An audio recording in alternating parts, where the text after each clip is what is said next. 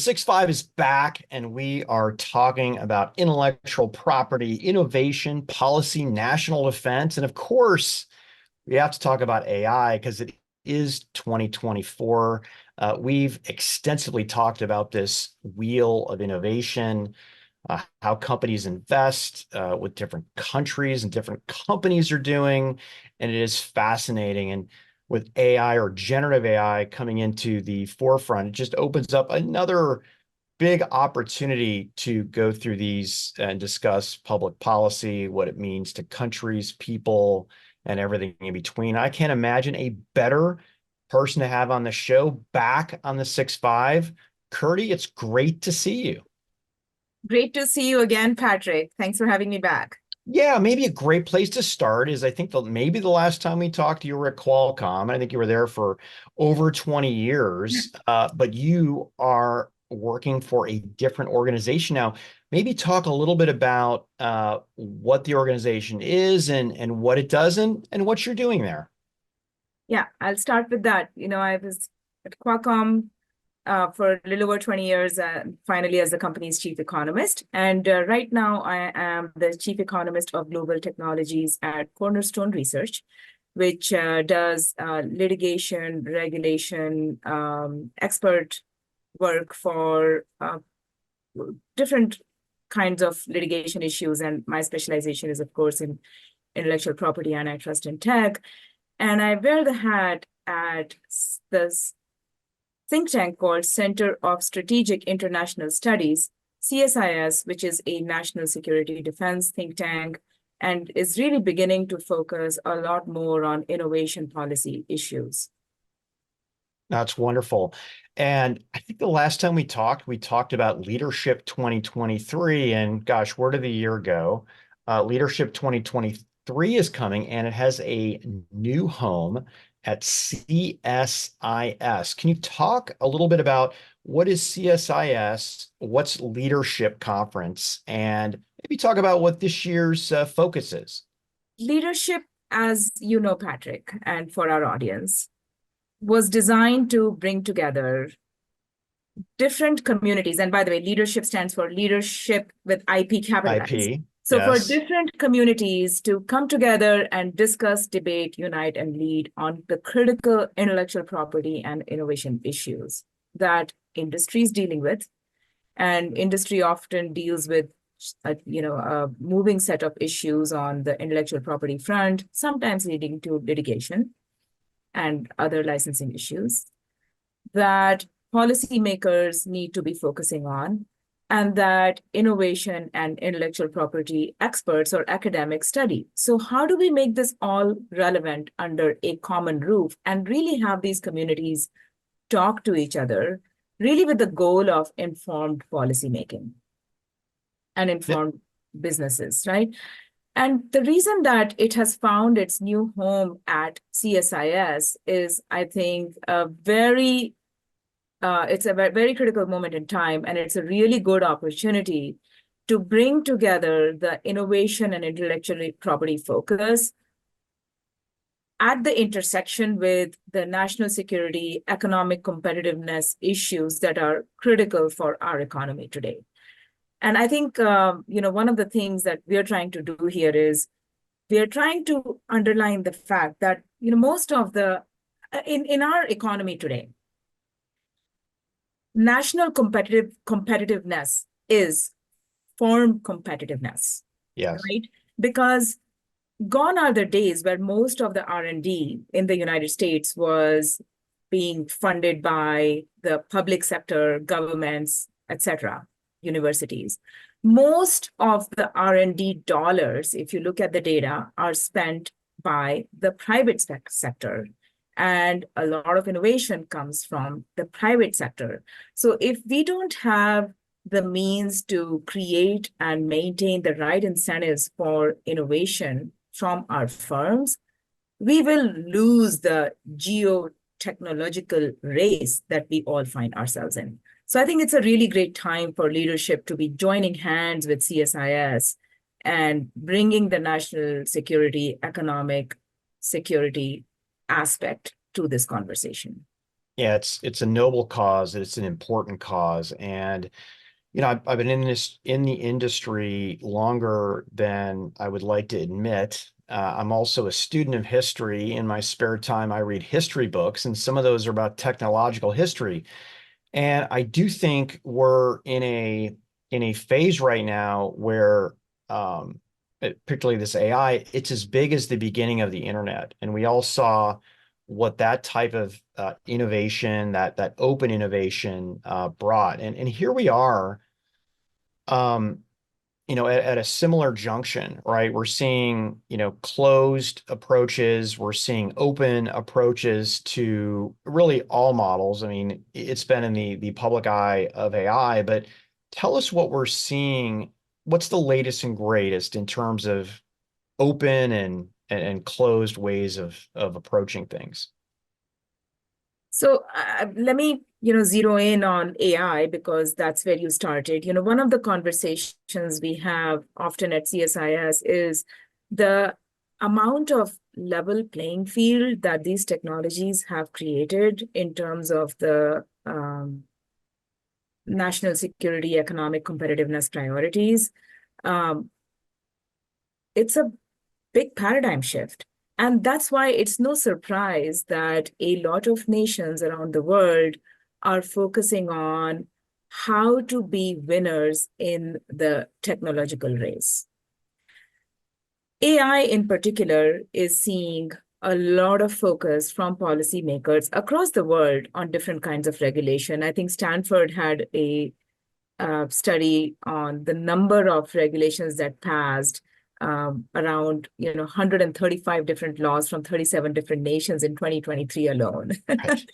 So it's a patchwork. But if we step back and look at the questions that are being asked, it's really asking questions about safety and security, algorithmic bias, hallucinations, whose IP is it, what should be patentable or not. A number of questions that society is asking about a new technology that have been asked but not yet been answered. And some of those questions you're seeing playing out in litigation in the real world, again, because those questions have been asked and are not yet answered.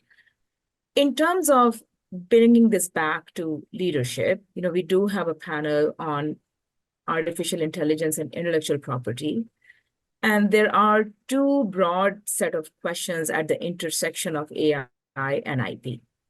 Of course, when I mean IP, I mean patents and copyrights and trade secrets. So let me just talk about this very broadly. The first question is, now that you can invent using assistance of AI, what's patentable, what's copyrightable, and what's not?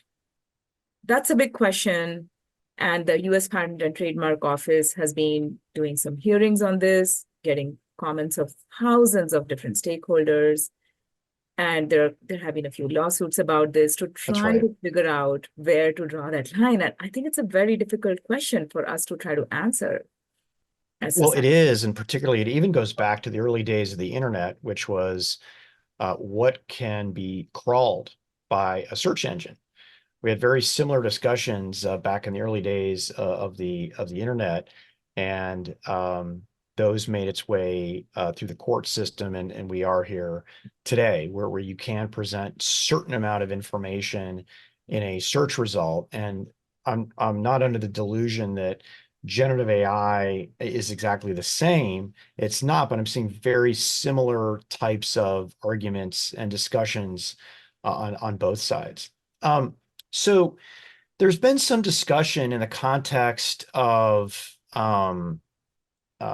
national security that, hey, we should go with the big companies, right? The big companies, because they're the best to compete with, let's say, an adversary overseas. But it's interesting if I look at where most of the innovation has come from in 30 years, it didn't start with the largest companies. It actually started with the smaller companies who ended up getting very, very big. I mean, in the early 2000s, I mean, Google was not even was barely even a player, and now look at them. Microsoft certainly was a small company when it started back in the 80s, and look at where we are now. But from a national security perspective, is it better to put all of your eggs in one basket, or is it to diffuse technology over maybe smaller, different players? What are your thoughts on that? So I think, taking a broad view as an innovation scholar, I would say that, one of the things that makes United States one of the most innovative economies in the world is because we follow a market-based economy. We follow an approach where we let all different kinds of innovation models play and flourish with as many degrees of freedom as possible. So to me, looking at the innovation economy writ large, I would say that there are three broad ways in which companies are able to spend the R&D investments that they need to. One is, Patrick, you have an idea and you invest in that idea. You're not able to manufacture a product based on that idea, right? You're a startup or a small company or your university, but you can license out that idea to others. So we need to have a strong licensing regime and intellectual property regime to be able to allow those small players to flourish. And then the third broader way is, subsidies, state funded. We are trying to spur innovation with the Chips and Science Act in semiconductors again, with more manufacturing being friendshored and reshored back to the United States.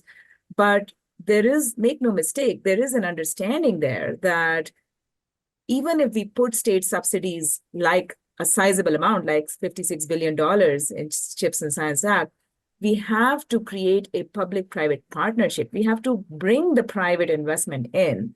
So I think it's really important, if US did have an innovation policy, which it doesn't, to think about, a broad unified innovation policy. We just don't have a centralized one. To think about how do we create these strong public-private partnerships to spur innovation.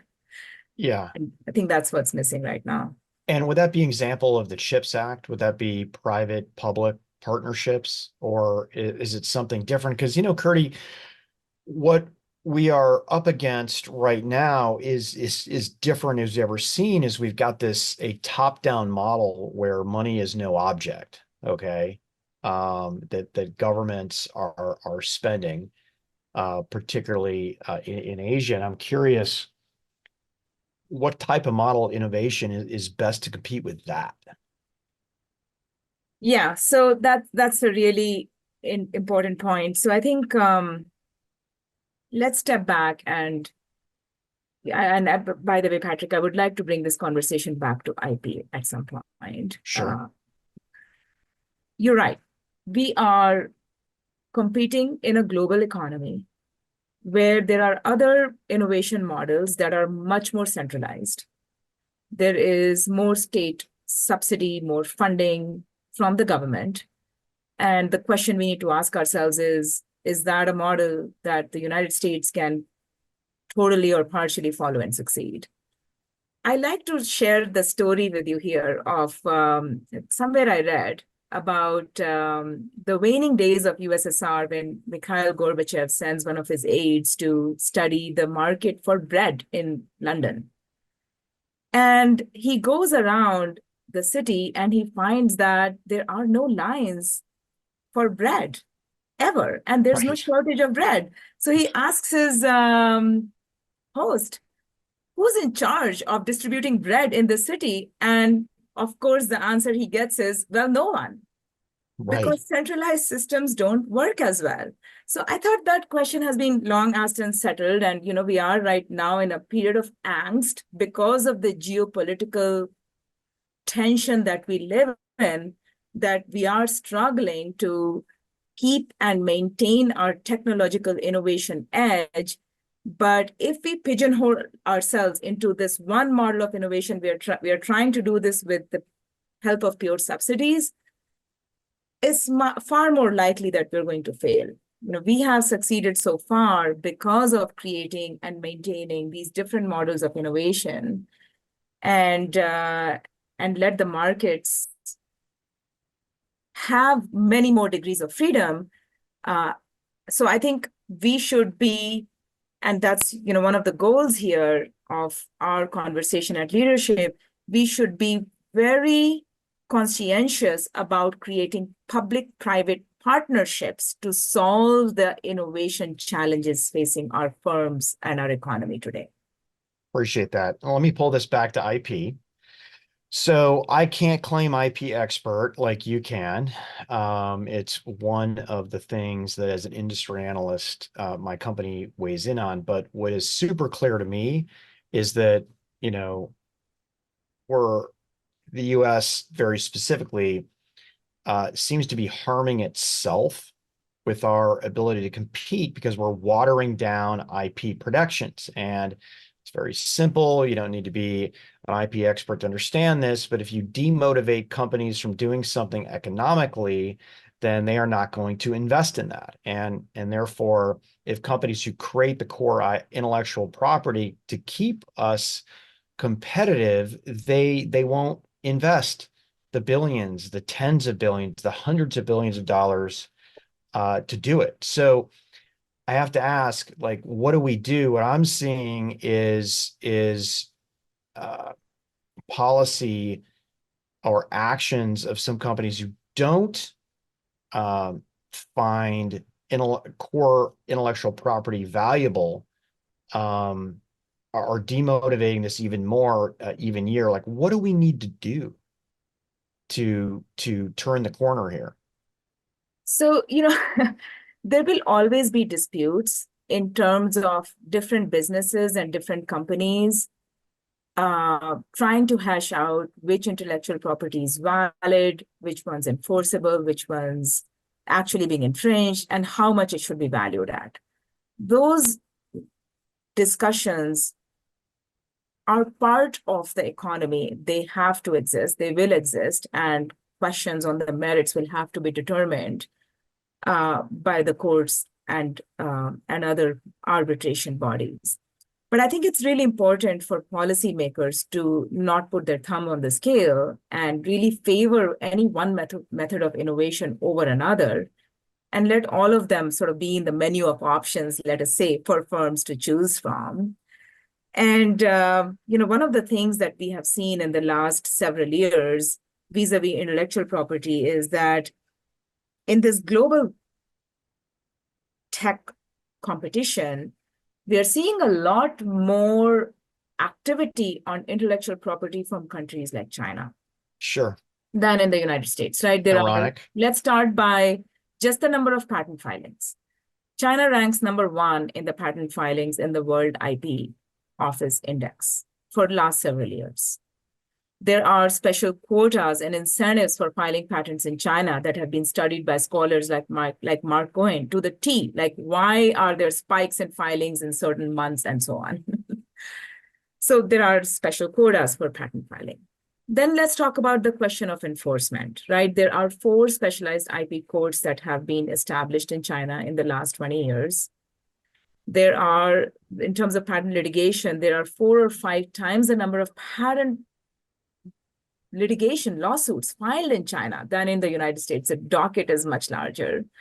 So it is becoming a very important IP jurisdiction, but at the same time, we're not seeing those kind of trends in the United States. There has been, a lot of discussion about injunctions. In the United States, there was a historic ruling on eBay versus Merck exchange that has been largely said to dilute the number of or the conditions in which injunctions are made available. Let me just pause and explain to our audience what injunctions mean. It means that if Patrick has a patent and I have a product that infringes on his patents, he can't get a court order that easily to stop me from selling that product that infringes on his intellectual property. And if it's really hard for him to stop me from doing that, what it then does is that it changes the incentives for me to license or to negotiate a license with Patrick. So those questions have been asked for the last almost 20 years in this world of intellectual property about what that ruling has meant and how much that has changed the incentives of negotiation on intellectual property outside the courtroom. And therefore, how much has it changed the incentives for people who are thinking about inventing in this particular menu of options in this way? There are other types of questions about what's patent eligible subject matter. We covered that, about different ways in which patents are being challenged in the patent office. And there are legislation right now that is pending in the name of Prevail and PARA Act in the Congress on some of these patent issues. I think the long and the short of it is that there are many questions that are being asked in terms of policy and the law about patents right now in the United States in the backdrop of a lot of action in other countries like China that we need to hash out and discuss at a place like LeadershIP. Yeah, I just find it ironic where the US started and where we are and where countries like China started and where they're going. In a way, I've seen an argument that China's doing more to protect their intellectual property than the US is. I'm sure that can be debated. Everything can be debated here, but I still find even the fact that we have that debate fascinating. I want to shift But it's to really important to get the data out, right? Like that question that you just said. Are there, I think there are like some really good academics out there that, some of them will be at LeadershIP, some of them I would like to bring them. They're looking at the actual lawsuits in China involving foreign companies and asking the empirical question whether it's true that, in aggregate, the decisions are being made more in favor of domestic companies or not. And I think it's a really valid empirical question that may not have the obvious answer that some people are thinking about. But go ahead, Patrick. Sorry to interrupt. No, that was a great follow on. And balkanization, kind of what we're seeing right now. I mean, in aggregate, I think you can argue that if we look inward and maybe have two or just three different ways as opposed to seven different ways to manage this, I don't think it'll lead to more innovation. It'll actually lead to less. So I wanted to shift to free markets, competition, right? We saw the EU create the Digital Market Acts that sets up gatekeepers and certain, not calling them monopolists, but gatekeepers that have a certain level of power, gatekeepers for consumers and other technologies and gatekeepers there. Now, the US isn't doing much of anything like this. We look to be suing companies instead of actually having something like this. And it appears that Japan, Korea, Australia, and the UK are considering kind of this DMA-like legislation. Is it a bad thing or a good thing that the US, on one hand, it's like, hey, we're not setting up laws that could potentially reduce innovation, right? That's one part of the argument. On the other hand, it's, my gosh, we've never been at a time when the big companies have been this big with this much power. We need to do something to enhance innovation and increase competition and lower prices. Where do you sit on this?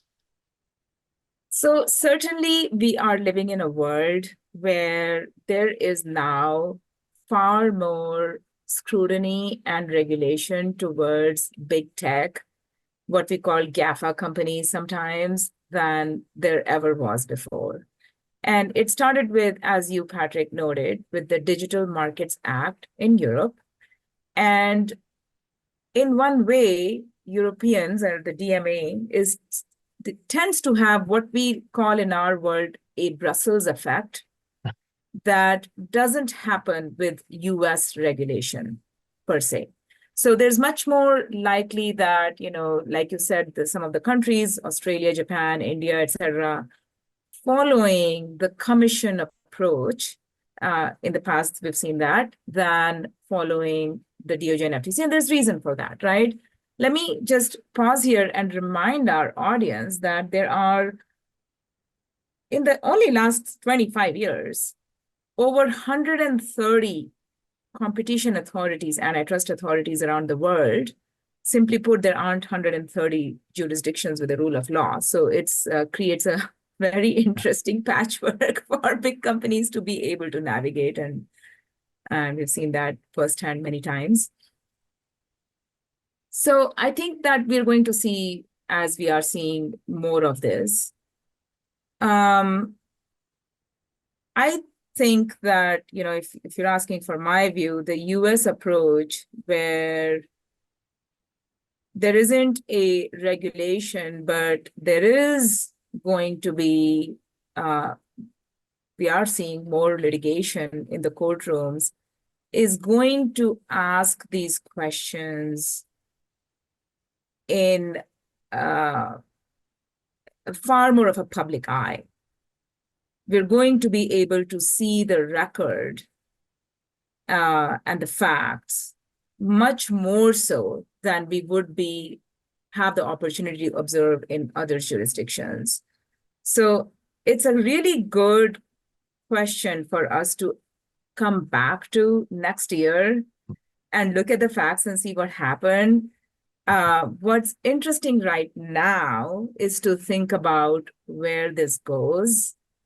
You and I can argue about whether this is a good thing or a bad thing, but it's happened. The ship has sailed. The Brussels effect is right. It's very likely to continue.